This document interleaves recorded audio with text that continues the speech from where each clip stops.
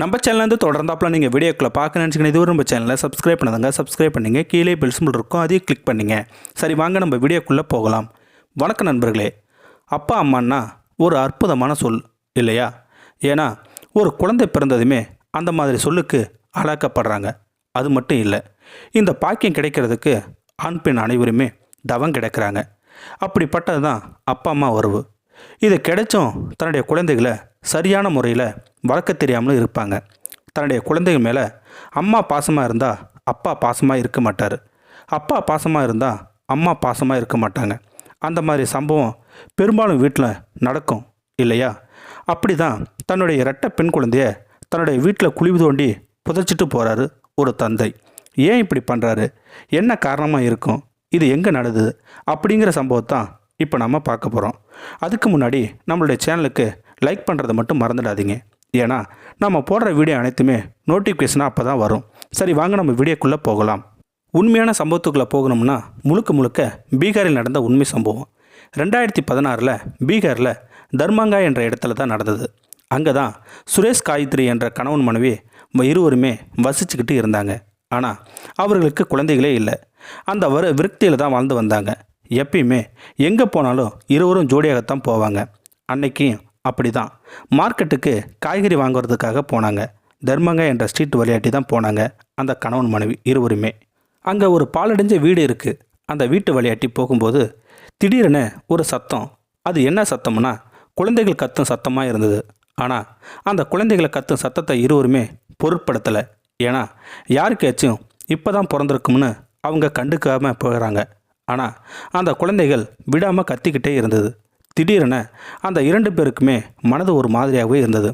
அந்த ஸ்ட்ரீட்டில் யார் வீட்டில் இப்படி இந்த குழந்தை கத்துதுன்னு கேட்டதுக்கு யாருமே சரியான காரணத்தை கூட சொல்லலை.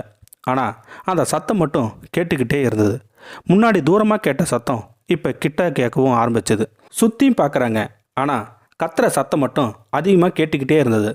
அந்த 2 பேருமே நின்று எங்கேருந்து வருதுன்னு கேட்கும்போது ஒரு வீட்டிலேருந்து, அதுவும் பாலடைஞ்ச வீடாக இருந்தது. அவங்களும் தன்னுடைய காதுகளை வைத்து கவனமாக கேட்குறாங்க. அந்த வீட்டிலேருந்து தான் வந்தது. உடனே பாலடைஞ்ச வீடாக இருக்கே, இங்கே யாராச்சும் இருக்காங்களான்னு பார்க்கும்போது வீடு பூட்டு போட்டு இருக்குது.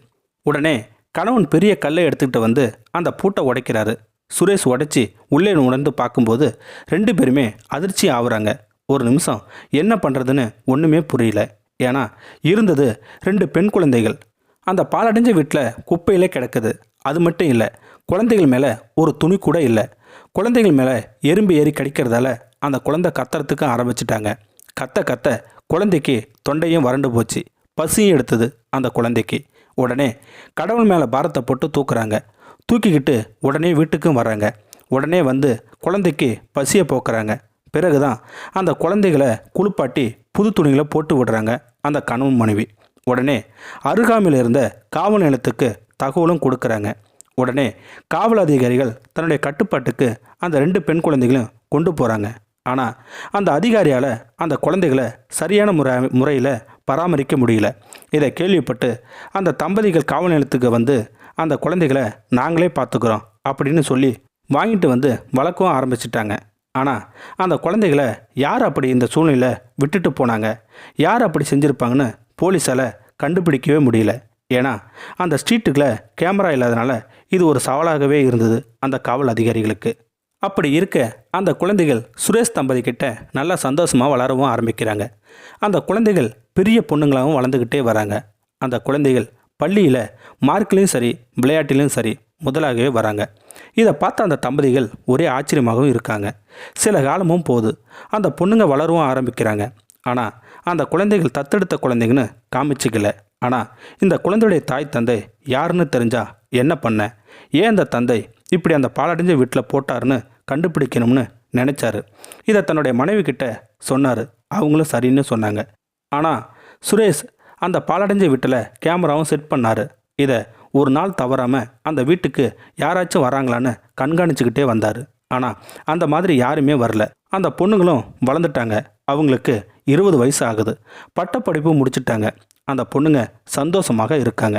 ஆனால் 20 வருஷம் கழித்து அந்த பாலடைஞ்ச வீட்டுக்கு ஒரு வயதான முதியவர் வராரு. இதை பார்த்த சுரேஷ் உடனே தன்னுடைய வாகனத்தை எடுத்துக்கிட்டு வீட்டை நோக்கி வராரு. ஆனால் அந்த முதியவர் அந்த வீட்டை பார்த்து கண்கலங்கி நிற்கிறாரு. உடனே பின்னாடி வந்த சுரேஷ் அடித்து, நீ யார், இந்த வீட்டில் என்ன பண்ணுறன்னு சொல்லி ஒரு மூலையில் உட்கார வைக்கிறாரு. அப்போ தான் அந்த முதியவர் சொல்கிறாரு, இந்த வீட்டில் தான் என் 2 பெண் குழந்தைகளை புதைச்சிட்டு போயிட்டேன். என் மனைவி இறந்துட்டாங்க. நான் அந்த 2 பிஞ்சு குழந்தைகளை எப்படி காப்பாற்றணும்னு தெரியாமல் இப்படி பண்ணிட்டேன். என் மனைவி இறந்ததும் எனக்கு என்ன செய்யறதுன்னு தெரியல. ஒரு பைத்தியக்காரனா இப்படி செஞ்சிட்டேன் அப்படின்னு சொல்கிறாரு அந்த வயதான முதியவர்.